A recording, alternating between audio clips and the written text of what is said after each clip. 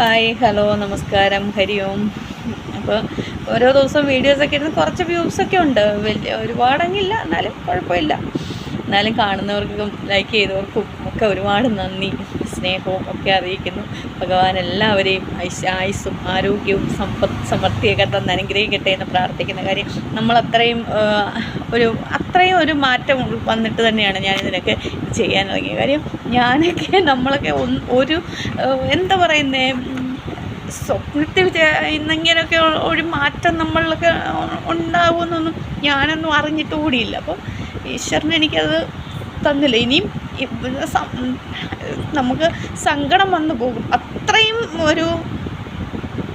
പിന്നെ നമ്മുടെ സ്വഭാവം കൊണ്ടൊക്കെ എന്ന് വെച്ചാൽ ദേഷ്യമൊക്കെ എനിക്ക് ഭയങ്കരമായിരുന്നു. അപ്പം അതിൽ നിന്നൊക്കെ മാറി എനിക്ക് ശാന്തമായിട്ടിരിക്കാനും, എന്ന് വെച്ചാൽ ഞാൻ ചുമ്മാതിരിക്കാനല്ല ഇവിടെ വന്നത്, ജോലി ചെയ്യാൻ തന്നെയാണ്, അധ്വാനിക്കാൻ തന്നെയാണ്, ജോലി ചെയ്ത് തന്നെ പൈസ ഉണ്ടാക്കണം എന്ന് വിചാരിച്ചിട്ട് തന്നെയാണ് ഇറങ്ങി തിരിച്ചിരിക്കുന്നത്. അല്ലാതെ ഭക്തിമാർഗം കൊണ്ട് മാത്രം ജീവിക്കാം, ചുമ്മാ ഇരുന്ന് ജീവിക്കാമെന്നും പറഞ്ഞൊന്നും ഇറങ്ങിയതല്ല.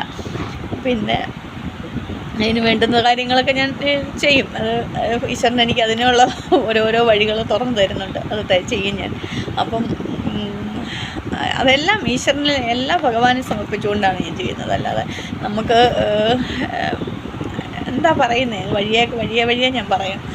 അപ്പോൾ എല്ലാവർക്കും അതൊക്കെ സാധ്യമാകുമ്പം ഇപ്പം സ്വാമിജിയൊക്കെ പറയും ഭഗവത്ഗീതയിലൂടെ ജീവിത വിജയം. സത്യം പറഞ്ഞാൽ അന്നൊന്നും അത് കേൾക്കുന്ന സമയത്ത് എനിക്ക് അത്ര വലിയൊരു ബോധമൊന്നുമില്ല. ആദ്യം നമ്മുടെ വ്യക്തിത്വത്തിൽ, നമ്മുടെ സ്വഭാവത്തിലാണ് മാറ്റം വരേണ്ടത്. അത് കഴിഞ്ഞേ നമ്മൾ ബാക്കിയെക്കുറിച്ച് ചിന്തിക്കാവൂ, ഇല്ലെങ്കിൽ നമുക്ക് എന്തുണ്ടായിട്ടും കാര്യമില്ല.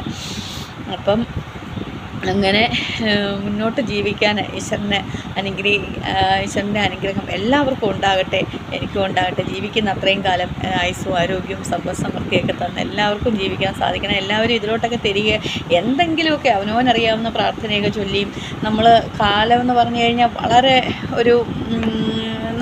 എനിക്കൊന്നൊരു 90 കാലഘട്ടം വരെയൊക്കെ ജീവിച്ചവർക്കൊക്കെ ഇത്രയൊക്കെ ഒരു ഇതുള്ളെന്ന് തോന്നുന്നു. അത് കഴിഞ്ഞുള്ളവരൊക്കെ അപൂർവം ആൾക്കാരൊക്കെ ഉള്ളൂ അല്ലേ. നമ്മൾ ഒരു സ്നേഹവും ഇതൊക്കെ എല്ലാവരും മക്കളൊക്കെ ആയാലും നമ്മൾ വളർത്തി വലിയ അവരൊക്കെ അവരുടെ ലോകത്തോട്ട് പോകും. നമ്മളൊക്കെ ഇനിയും അപ്പം അങ്ങനെ കടയിൽ ഒരാൾ വന്നപ്പം എന്താ പറഞ്ഞതെന്ന് ചിലപ്പോൾ അങ്ങ് മറന്നു പോകും. അങ്ങനെ നമ്മളിങ്ങനെ ഒക്കെ ജീവിച്ച്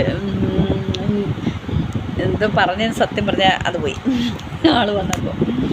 എന്നാലും അപ്പോൾ എന്താ പറയുന്നത്, നമ്മൾ ഇങ്ങനെ നമ്മളിലോട്ട് തന്നെ തിരിഞ്ഞ് മറ്റുള്ളവരിലോട്ട് നോക്കുന്ന ഇതിനെ മാറ്റി നമ്മളിലോട്ടൊക്കെ തിരിഞ്ഞ് എന്താ പറയുന്നത്, എനിക്ക് പെട്ടെന്ന് ഇത് പോയി. എന്നാലും അപ്പോൾ ഗുരുദേവനൊക്കെ ഒരു പറയും ആത്മോപദേശത്തിന്, ഒളി മുതലാം പഴം 5 മുണ്ടു നാറും നളികയിലേറി നയേന മാറിയാടും കിളികളെ 5 മരിഞ്ഞു കീഴ്മറിക്കും വെളുവുരു ഏന്തി അകം വിളങ്ങിടയണം അല്ലേ. ഒളി മുതലാം പഴം 5 മുണ്ടു നാറും നളികയിലേറി നയേന മാറിയാടും എന്ന് വെച്ചാൽ നമ്മുടെ ഈ ശരീരത്തിലുള്ള 5 ഇന്ദ്രിയങ്ങൾ അങ്ങനെ വീണ്ടും ആൾ വന്ന്. അപ്പോൾ അങ്ങനെയൊക്കെ എന്തായാലും ഞാനിത് പോസ്റ്റ് ചെയ്യും. പിന്നെ ഇനി കുറേ പ്രാവശ്യം എടുത്തെടുത്ത് കളഞ്ഞു. അപ്പോൾ എല്ലാവർക്കും, എൻ്റെ വീഡിയോ കാണുന്ന എല്ലാവർക്കും നന്ദി, സ്നേഹവും എല്ലാം ഭഗവാന്റെ എല്ലാ അനുഗ്രഹവും ഉണ്ടാകട്ടെ എന്ന് പ്രാർത്ഥിക്കുന്നു. എല്ലാവരും അങ്ങനെയൊക്കെ നല്ലൊരു മാറ്റത്തിലൂടെ ജീവിതം മുന്നോട്ട് കൊണ്ടുപോകാൻ ശ്രമിക്കുക. എല്ലാവർക്കും സാധിക്കും. അതുപോലെ എന്തെങ്കിലും നമ്മൾ സാമ്പത്തികം എന്നൊക്കെ പറഞ്ഞിരിക്കുന്നവരായാലും എന്തെങ്കിലുമൊക്കെ ചെയ്യാൻ, നമ്മളിങ്ങനെയൊക്കെയുള്ള മാർഗത്തിലോട്ട് വരുമ്പം ഈശ്വരൻ നമുക്ക് ഓട്ടോമാറ്റിക്കായിട്ട് എന്തെങ്കിലുമൊക്കെ കാണിച്ചു തരുമെന്നേ. അതാണ് നമുക്ക് വേണ്ടത്. അല്ലാതെ നമ്മൾ ഈ പെട്ടെന്ന് പണം ഉണ്ടാക്കുന്ന പെട്ടെന്ന് നല്ല മാർഗത്തിൽ പോകണം. എപ്പോഴും അവിടെ നമുക്ക് കുറച്ച് പ്രതിസന്ധികളും ബുദ്ധിമുട്ടുകളും ഒക്കെ ഉണ്ടാവും. ഓരോ പ്രതിസന്ധികളും ഓരോ ദുഃഖങ്ങളും വരുമ്പോൾ നമ്മൾ അതിൽ നിന്ന് നമ്മൾ കുറച്ചുകൂടെ കരുത്താർജിക്കണം. ഭഗവാൻ അതിനു വേണ്ടി ആയിരിക്കാം ചിലപ്പോൾ നമുക്ക് എന്തെങ്കിലുമൊക്കെ ഇങ്ങനെ തന്നുകൊണ്ടിരിക്കുന്നത്. അതിലൊന്നും നമ്മൾ തളർന്നു പോകാതെ ഇല്ലേ, എന്തെങ്കിലും ഒരു ബുദ്ധിമുട്ട്, എന്തെങ്കിലും ഒരു വേദന നമുക്കുണ്ടാകുകയാണെങ്കിൽ അതിനെയും ഈശ്വരനെ, അപ്പോൾ അതിൽ നിന്ന് എന്തെങ്കിലും ഒന്നിലൊരു പാഠം പഠിക്കാനോ അല്ലെങ്കിൽ നമുക്കത് കുറച്ചും കൂടി ആത്മബലം തരാനോ ഒക്കെ വേണ്ടിയായിരിക്കും. അങ്ങനെ വിചാരിച്ച് വേണം നമ്മൾ മുന്നോട്ട് പോകാൻ. എനിക്ക് ഭഗവാൻ ഇതിലും മനോഹരമായിട്ട് എന്തോ ഒന്നൊരുക്കി വെച്ചിട്ടുണ്ടല്ലേ എന്ന് വിചാരിച്ചോണം. നമ്മളൊരു കാര്യത്തിന് ഇറങ്ങുമ്പം അവിടെ എന്തെങ്കിലും ഒരു തടസ്സം വന്നപ്പോൾ ഉടനെ അവിടെ തളർന്നു പോകാതെ അങ്ങനെ വിചാരിച്ച് വേണം നമ്മുടെ ഓരോ കാര്യങ്ങളെ മുന്നോട്ട് കൊണ്ടുപോകാൻ. അവിടെ നമ്മൾ തളർച്ച ഉണ്ടാകത്തില്ല. അതുകൊണ്ടാണ് പറയുന്നത് ഉദ്ധരേതാത്മനാത്മാന ആത്മനാവസാദേ ഹി ആത്മനോ ബന്ധുരാത്മേ പരിപുരാത്മന. നീ നമ്മളേ ഉള്ളൂ നമ്മൾ ധരിപ്പിക്കാനും അല്ലേ.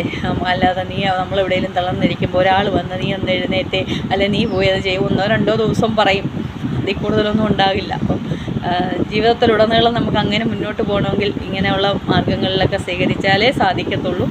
എല്ലാവർക്കും അങ്ങനെയൊക്കെ ജീവിക്കാൻ സാധിക്കട്ടെ എന്ന് പ്രാർത്ഥിക്കുന്നു.